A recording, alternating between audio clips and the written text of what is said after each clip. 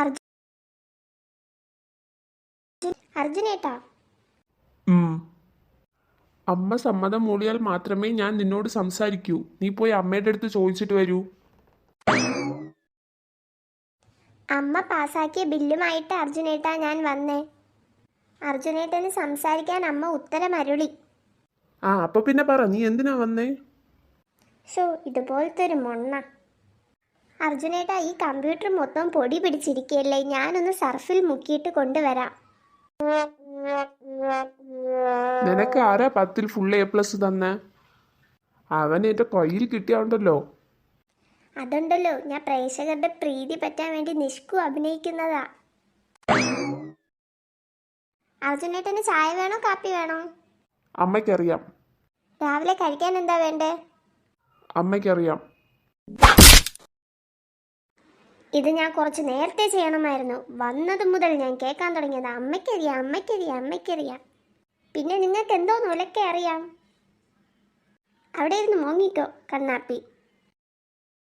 ഞാൻ അമ്മേന്റെ പറഞ്ഞു കൊടുക്കും. അമൃതയെ പൊക്കി പറയണം, വർഷയെ കുറ്റം പറയണം. അമൃതയെ പൊക്കി പറയണം, വർഷയെ കുറ്റം പറയണം. ഇതിലേത് ആഹാരമാ രുചി കൂടുതലെന്ന് പറയൂ ജയപാൽ. മണത്ത് നോക്കുമ്പോ തന്നെ അറിയാം, അമൃത ഉണ്ടാക്കിയതാ രുചി കൂടുതൽ.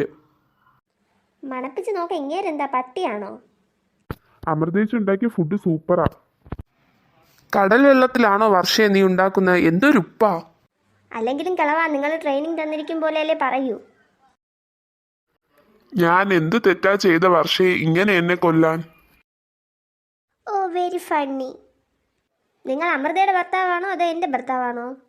നിങ്ങൾ മുകളിലോട്ട് വരുമല്ലോ, അപ്പം നിങ്ങൾക്ക് തരാം. ഞാൻ ഏതായാലും കഴിക്കാൻ പോകുന്നു, എനിക്ക് വിശക്കുന്നു. വർഷേ, ഈ ദോഷായി കുടുംബത്തിൽ ആരും അവരുടെ ഭർത്താക്കന്മാരോടിരുന്ന് കഴിക്കാറില്ല. അമൃതയെ കണ്ടുപഠിക്ക്.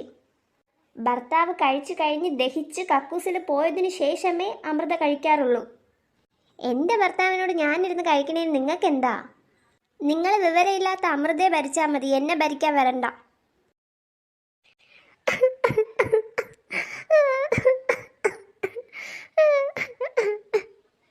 വർഷേച്ചി, ഞാൻ എന്ത് തെറ്റാ ചെയ്ത?